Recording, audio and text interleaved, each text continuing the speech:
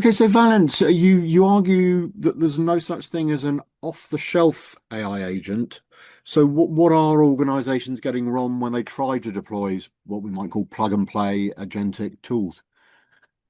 Yeah, I mean, a generic agent dropped into an enterprise is really just like a confident stranger with access to all the sweets in the candy shop. I think an agent, in its basis terms, is just a microservice, really. But the AIs and the reasoning agent, reasoning LLMs offer just give you so much more capability. And so the market has sold an agent as a product, but really, if you think about it in enterprise terms, it's much more of an architecture. The tech, the orchestrations, the patterns, and things like that is largely solved. It's very, very mature, surprisingly, given how new the term is, because it's coming from the microservices architecture. But the wrapper around it, that intelligence that an enterprise needs, that's what's missing. And where if you go for a plug and play model, it's missing. It's assuming that the building is already wired. It's not actually, that's not actually the case. The raw data is raw data. And that failure mode, those agents just making things up, it's silent and it's actually worse than broken. So if you try and plug and play an agent, you're going to get into trouble very, very quickly.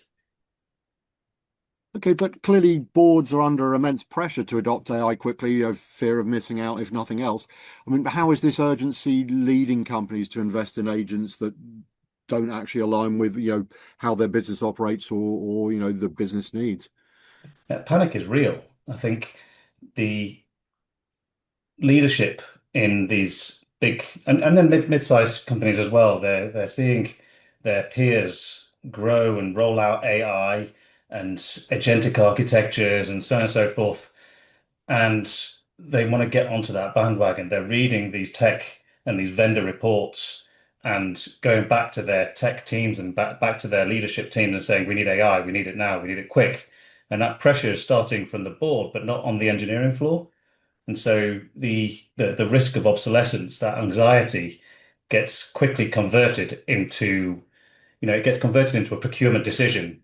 And when a vendor arrives with an answer to questions that the business hadn't really thought about yet, then technology is scraping, trying to find an answer that's going to keep the CEO and the leadership happy. You know what a leader reads in a McKinsey deck on a flight from Heathrow is something that a CTO is being tasked to defend, but there's no roadmap. There's nothing that can be stress tested behind the scenes, and it's really very, very difficult to actually justify that change without any thought behind it. I think Yeah, you're I mean, outsourcing your roadmap to a vendor's pitch in that case. so you emphasize the importance of the enterprise intelligence stack beneath the agent layer. So thoughts as to how organizations need to think about defining truth, decision logic, risk governance before they even touch agents. So to your point, obviously, actually working out what they want to do before they start looking at agents and acquisition. Yeah, I mean that's true. You can't give an agent autonomy over a system when it doesn't understand the concepts within that system, when those definitions haven't been agreed upon, then you're going to really struggle. If you want to try to understand a system, you've got to define that system. You've got to understand that the language that's being used, why this thing means one thing to one part of the business and means a slightly different thing to another part of the business. You've got to understand that holistically across the entire enterprise. The stack is sequential in my view. I think you've got to understand the raw data, what is there. You've got to understand what that means within the context of the enterprise, the nouns and the verbs that describe the entities within the business. Then you've got to understand, how that data flows from the raw data to the contextualized data, the composed data, the schema. And then you've got to actually figure out what it actually means to that business, what governed metrics are there, what decisions were made, and how that is surfaced within the various different areas of the business. And then you've got to have a trust layer. You can't just have the raw data and the raw semantics. and then operate upon it without thinking, should we? And who should as well. So if you kind of ask sales, if you ask finance, you ask operations, what a concept as amorphous as revenue means, you probably get three different answers for the same exact words. And then until that disagreement is reconciled, until it's been disambiguated by the semantic layer, every agent that comes in trying to reason about revenue, it's going to confidently produce a mutually contradictory answer, depending on which context it's working in. And it's going to be very confident in that answer as well. So agents really don't surface the architectural incoherence. They actually amplify it, but at machine speed, which is more dangerous than an individual amplifying that because they're naturally slower. So I think you probably partly answered the next question, but I'll ask anyway. Why do generic agents tend to fail in real enterprise environments, even when the underlying technology is potentially strong? Is it just because they don't understand the context, or is there more going on, if you like? Yeah, the model is strong and the patterns being used for those enterprises are strong. It's well understood. It's just a software engineering problem at the end of the day. But the world it's reasoning over, that's what's not been described. And so if you don't describe that world that these agents are reasoning over, they're going to come up with answers that don't make sense. There's no persistent if there's no persistent memory, then it needs to be learning every single time. It needs to be making the same thought processes every single time, and it's going to be subtly different every single time. There's no predictability. Without those grounded definitions, the agent will invent its own naturally. That failure will show up in production, not in demos, because the demos will be well constrained and so on. They need to wow.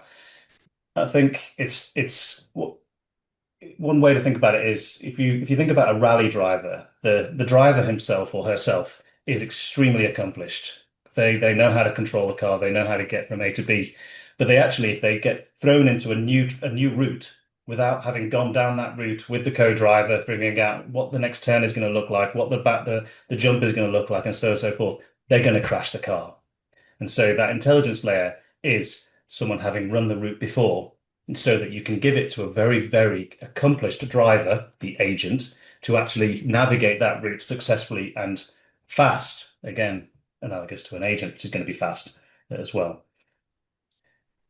Yeah, and you point out that no two companies share the same operational context. So, what are the most overlooked variables that make each organization's agentic needs fundamentally different? It's quite an interesting question, um, in that when you compare two businesses in the same sort of vertical next to each other, they ostensibly look the same from the outside, but every single one is subtly different. They have slightly different ways of working, slightly different interpretations of the same sort of concepts within that vertical as well. They still operate against different versions of the truth. That gap is invisible in a vendor demo when you're trying to demonstrate the capabilities of a particular verticalized piece of software. It's going to be verticalized against the lowest common denominator. It'll actually that difference, those differences will only really show up when you get an agent trying to work within the confines of that particular enterprise's MO, that particular enterprise's way of working. So that false equivalence is the trap. It's the same vertical, it's the same ERP, it's the same demo, and it does look like the same problem, but the variables that diverge, they're invisible. They are hidden until you actually get into the put into production when you start seeing the real impact of real world scenarios coming at the software, decision rights, data lineage, regulatory shape, and so on. I liken it to a retailer, a retail vertical. On the face of it, it looks very, very similar. But if you have two retailers, they may have a different interpretation of what a returned item looks like. In one retailer, that returned item might signify a closed transaction. In the second retailer, it might treat that returned item as an open relationship, for an upsell, a cross sell, or a marketing opportunity. It's the same data, but a different ontology, a different meaning behind the concepts, behind that raw data. which also then leads on to a different agent behavior. You put the same off-the-shelf agent, like back to our first point, you put that same off-the-shelf agent into that same scenario, you will get something that works for one of those retailers, but does not work for the other of those retailers. Or in the worst case scenario, it works for neither of the retailers because they're just subtly different, too subtly different.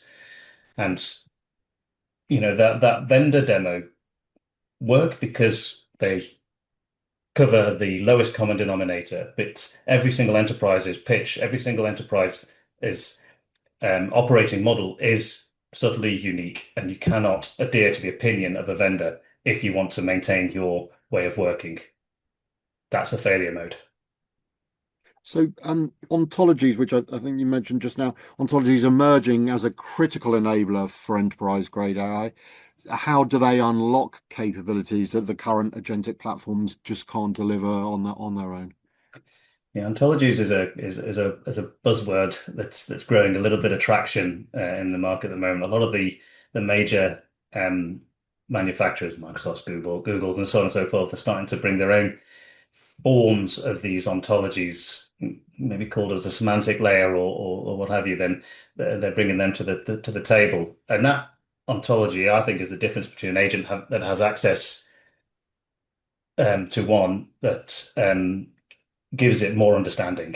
The agent that doesn't have access to one has a thin veneer of understanding. It thinks it knows what it's talking about, but one that does have access to one has actual understanding.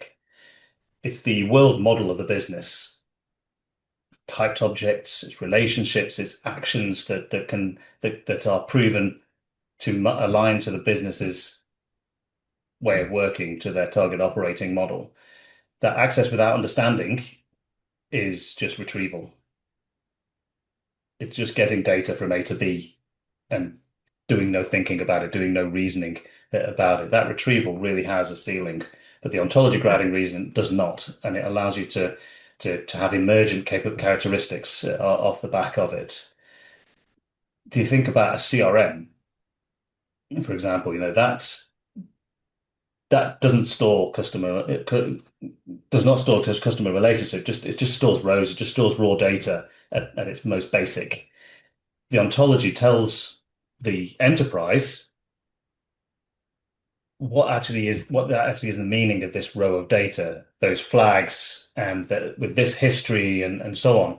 It tells the business as a whole that this particular row in the database is a strategic account that's in trouble because of these characteristics. Think most platforms are shipping that search engine, being able to interrogate the raw data, and they call that the schema. They call that the master data model or whatever you want to call it, that data centralization, whatever you want to call it. But that category error, that'll cost and that'll take years to unpick if you're operating agents on top of that. Yeah, so maybe just picking up on that point, because clearly lots of organizations still see agents as a shortcut to automation, but there's clearly a massive risk in deploying agents without first building this coherent intelligence architecture. I mean, how you said can, I think just then it can take years to unpick. So how potentially catastrophic is it to sort of put the cart before the horse, if that's the right analogy? I mean, it's so hyperbolic. A lot of the content that's coming out about agents and so on. I don't think it's ungrounded. And I must admit, I think the speed of compute and the power of the language models with the reasoning layers on top of them means that speed without the underlying architecture is technical debt with autonomy. You've got these agents compounding the confidence that they're bringing without actually any grounding in the reality of the enterprise in which they're operating. That automation without the architecture compounds at that compute speed. So however much compute you put at it, it's just going to compound and compound and compound. That compounding error is something I think it's gaining a bit of traction. The misalignment argument is gaining traction, but that misalignment, that compounding error rates, they get very, very high very, very quickly if you chain agents without any underlying guardrails behind the scenes. So the pilot's not the cost. The pilot is often showcasing a capability that's real. It's aligning to a workflow. It's ticking a very, very niche box. The operational debt that's left behind when that pilot goes into production, that's where the cost is. Reversing a deployed agent that's been in production, that's been compounding these errors and compounding this data, if it's got a write back, oh, then that's going to start that cost is going to compound more and more the longer you leave it, and it's going to start later than it should have as well. So architecture first looks slower at the beginning, but it's much, much faster over time. And there's various quotes out there. Bad architecture costs. I'm sorry, good architecture costs a lot of money, but bad architecture costs a lot more.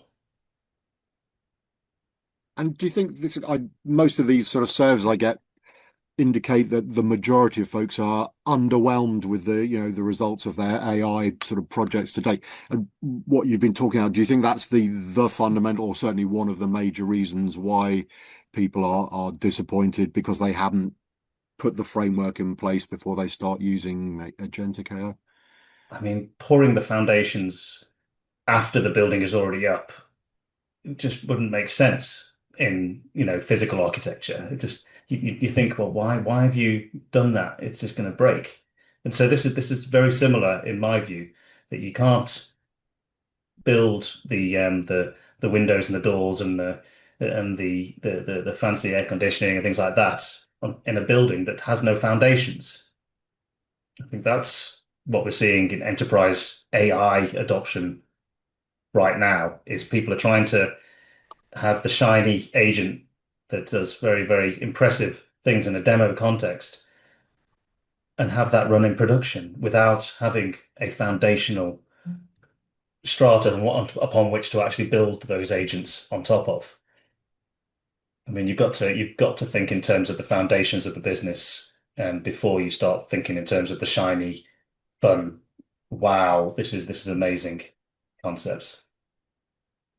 So yeah, so looking ahead, I mean, do you see a positive future in terms of how the relationship between agents, ontologies, and enterprise decision making is going to evolve over the next couple of years? Do you think people are, as you say, there's beginning to be discussions around this, or are you slightly worried that people will continue to be impressed, as you say, but with the bells and whistles of the demo and not necessarily understand what needs to be done before they deploy in a production environment? Yeah. Yeah, I mean predictions in this market age extremely badly. I think it's fair to say what's going to happen in the next 2 to 3 years. I mean, it's hard to predict what's going to happen in the next 2 to 3 days at the moment. So I think it's worth focusing on the pattern rather than any sort of predictions. I think what used to be a 3-year plan is actually occurring in 3 months. And these days, enterprises really need to move fast to maintain relevance, and the technology needs to move fast to maintain relevance. I think the question that the market's asking, it does shift year on year, day on day, month on month, but it's the same sort of shape, but there's a different layer of the stack each time. I think if you think of it in terms of phases that an enterprise should be asking themselves. The phase one would have been, do you have agents? And that was answered relatively quickly. We can go back to our CEO reading the latest tech report and panicking and getting the CTO to try and address that. But phase two then asks the common data question. Are those agents integrated with our data? And if there's a direct relationship between the agent and the data, many enterprises think, tick, we've got an agentic architecture and we're with the times. But phase three really lands on, are those agents reasoning against the same definitions? Not reasoning about data, because that's phase two. Are they reasoning about the same definitions? If there's an answer of yes to all three of those, then yeah, you have a digital twin, you have an ontology, you have an intelligence platform that you can work on, an ontologically backed enterprise. Fantastic. If the answer is yes to only the first two, back to our CEO, CTO panic question, we need AI, then actually what you've got is hallucination at scale. Nobody's aligned, not the individuals, the human knowledge capital working within the business, nor the agentic compute working within the business. And really, it's going to be compounding the errors, compounding the hallucinations, because that hallucination is going to be written back into the data substrate, and it's going to be very, very painful to unpick that over time. I think once they realize that automation has to run against data that actually means something to the business, you recognize that the order is non-negotiable. You cannot skip that third step of reasoning against the same definitions, the ontology, the semantics. You've got to have it in that right order. Otherwise, you're going to get into massive operational and technical debt very quickly. And just finally, what is it that your own organization, where do you fit in within the landscape that we've been talking about? What do you bring to the party? So we've positioned ourselves as a consultancy that does, we think about these problems, but we think about the use case within a business, and we think about ways to solve those use cases.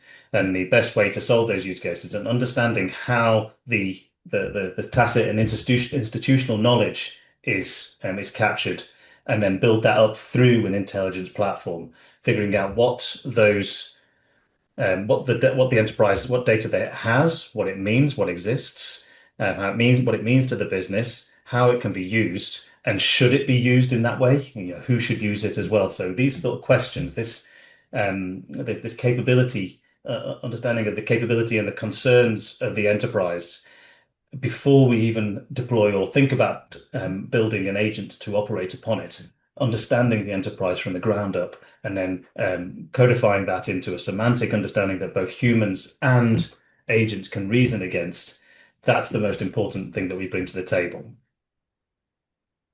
And also, actually, I'm just sorry, one other thing occurs to me. In terms of the definitions, you said, I think you used the example of revenue that, the definition of that could be completely different for different departments within a business. And I'm sure there are other such words or phrases. So how difficult and how do you overcome that? Do you have to end up using different words in different departments so that, because presumably, as you say, the agentic AI, if it just sees that word, it'll have one way of addressing it as opposed to the subtleties of three or four different definitions. So is it quite a complicated process to almost build up a dictionary of definitions across the enterprise? Yeah, that glossary is the key. So the ontology defines what exists within the enterprise. What exists is sometimes different to the data that's behind the scene, what they have. And that canonicalization of the data, the one definition that means the same thing to everyone is, what's defined at that ontology. As you get through the semantics, the lens by which you surface what exists in the system is contextualized by who's looking at it. And so when finance come and look at the semantic understanding of revenue, it's contextualized by who's looking at it. And so you need to have a canonical version of the data. So this is where finance systems, the ERP system may have one um, piece of raw data that means revenue, and operations may have another piece of raw data that means revenue. That needs to be canonicalized into the ontology layer, and then it needs to be semanticalized into the meat that had meaning added to it when it gets further up the stack.